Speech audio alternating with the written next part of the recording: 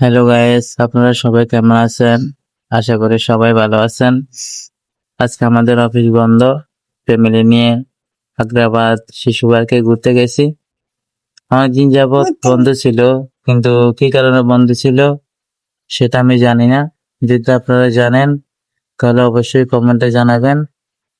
তো আগে 40-50 টাকা টিকিট ছিল, এখন 100 টাকা টিকিট। অনেক সুন্দর করছে ভিতরে, অবশ্যই, কিন্তু আমি যাই নাই। তো আজকে আসলাম আর কি, আমি অনলাইনে দেখছি।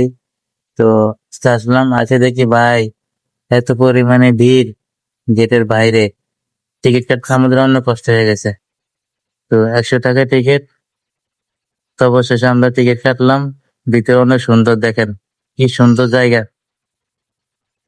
আগে যা ছিল সবকিছু চেঞ্জ করে এখন আরো অনেক উন্নত করছে। 100 টাকা টিকিট, তো অনেক সুন্দর।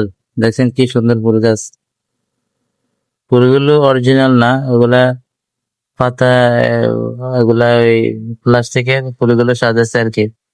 সাজায় বিভিন্ন ধরনের ধরনের রং করছে, রং গুলো অনেক সুন্দর, গাছগুলা ফুটছে অনেক সুন্দর, দেখেন কি সুন্দর।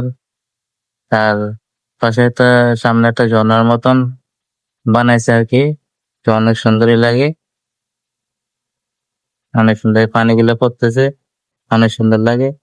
তো আমরা সবার আগে ভিতরে ঢুকছি, এই জন্য পুরোটা ভিডিও করি।